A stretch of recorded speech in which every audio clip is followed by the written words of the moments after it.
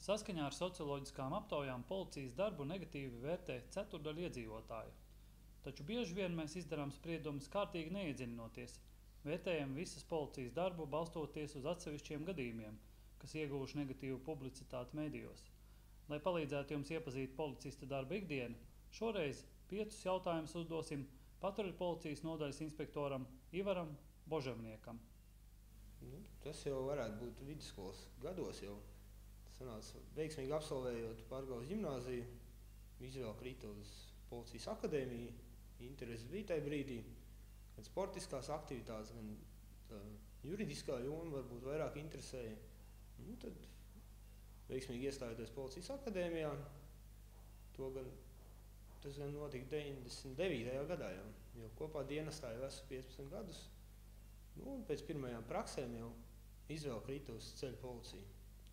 Tā arī šobrīd esmu 15 gadus jau šajā dienestā. Maiņas ir gan dienas, gan nakts maiņas. Tas ir 12 stundu darba diena.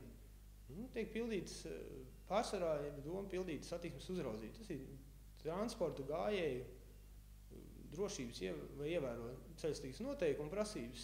Protams, papildus tiek gan apkalpot izsaukumi gan uz dzīvokļu skandāliem, gan uz guļošajiem. Protams, arī krimināla nozieguma atklāšanā tiekam piesaistīti. Bet, pati doma ir veikt satiksmes uzraudzību, tā ir kontrolas ceļiem, vai tiek ievērot ceļa satiksmes noteikumi.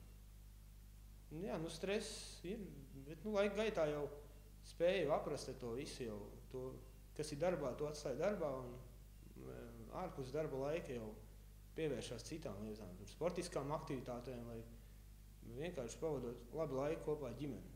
Spēju noslēgties no tās ikdienas stresa situācijām vispārējā, vienkārši nedomāja par to. Bet, tas, protams, ir laika gaitā, to nevar tā vienā dienā izkopt. Šajā jomā jau mums sabiedrībā daudzās citās jomās arī ir tas viedoklis par policiju, ka tur slikti vai nav slikti vai labi. Protams, ka cilvēkiem rodas varbūt tās negatīvās tajās situācijās, kad viņi soda. Policija ir tās funkcijas, ka jāveic kārtības uzturēšana, par pārkāpumiem ir jāsoda. Protams, cenšas jau vienmēr to minimālo sodu sodīt, lai cilvēks aizdomātos, lai neatkārtotos pārkāpumu, bet praksē rāda jau, ka daudzkārt tas nelīdz, jo atkārtojās 2 reizes, 3 reizes, 4 reizes. Varbūt cilvēkiem tāpēc rodas priekšstats par to, ka viņi tiek sodīti, kaut kas viņam tiek liekts darīt, kā viņi vēlētos. Bet ar to strādā un jau skolās tagad organizē gan tikšanos ar bērniem, sāk jau pieradināt pie tā, ka nav tā policija tāda barga un tā. Cenšas nākt pretī jebkuram sabiedrībā. Ir gadījies, ka tas tāds spilgtākais varbūt pēdējā laikā ir, ka apdzīvotā vietā veicot ātrumu kontroli, tiek apturēta automašīna, un automašīna vada gados jau kungs jau. Tiek jautāts, vai nesako līdz spidometram, ka ātrums ir pārsniegts. Tad onkulīts vienkārši atbild, dēliņ, man tad ir jāmaina brilles, jo šīs man ir tālumam, tuvumam man jāliek cits.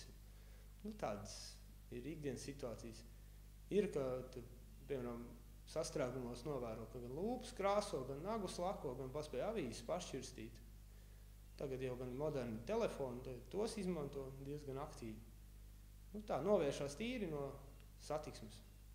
Pievēršās citām blakus lietām.